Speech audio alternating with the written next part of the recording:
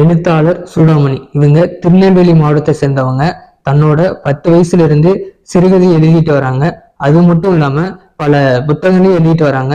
அதுல ஒண்ணுதான் அம்மாவை தேடி அப்படிங்கிற புத்தகம். இந்த புத்தகத்துல 12 சிறுகதை இருக்கும். அதுல ஒண்ணுதான் அம்மாவை தேடி அப்படிங்கிற தலைப்பு கதை. இந்த கதை எப்படி ஆரம்பிக்குதுன்னா, ஒரு சின்ன பொண்ணு தூங்கிட்டு இருப்பாங்க. அவங்க எழுந்ததுமே அவங்க அம்மாவை தேடி ஆத்தோட்டத்துக்கு போவாங்க. அப்படி போற வழியில பல விதமான விலங்குகளை பார்ப்பாங்க.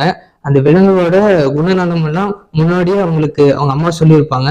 அதனால எந்த பயமும் இல்லாம அவங்க அம்மாவை போய் பார்த்துறாங்க. அந்த சின்ன பொண்ணோட அம்மா தன்னோட பொண்ணுகிட்ட கேள்வி கேட்பாங்க. என்ன கேட்டிருப்பாங்க அப்படின்னா, நீ வர வழியில எந்த ஆபத்தான விலங்குகளையும் பார்த்து பயப்படலையா அப்படின்னு கேட்பாங்க. அதுக்கு அந்த பொண்ணு என்ன சொல்லுச்சு அப்படின்னா, நான் வர வழியில எந்த மனுஷங்களையும் பார்க்கல அப்படின்னு சொல்லி இந்த கதையை முடிச்சிருப்பாங்க. இந்த கதை மூலியமா நான் என்ன தெரிஞ்சுக்கிட்டேன் அப்படின்னா, 5 அறிவு இருக்கிற விலங்குகளோட குணநலம் எல்லாம் நமக்கு தெரியும். அதனால பயப்பட தேவையில்லை. ஆனா இந்த மனுஷன் தான் அவனோட குணத்தை புரிஞ்சிக்கவே முடியாது. அதனால அவங்க கிட்டதான் கவனமா இருக்கணும் அப்படின்னு மிக எளிமையாக அழகாக சொல்லியிருப்பாங்க. இந்த சிறுகதையை படிக்கக்கூடிய வாய்ப்பு எனக்கு கிடைச்சது. உங்ககிட்டயும் பகிரணும் நினைச்சுதான் இந்த பதிவு. உங்களுக்கு பிடிச்சிருந்தா கமெண்ட்ல சொல்லுங்க. நன்றி.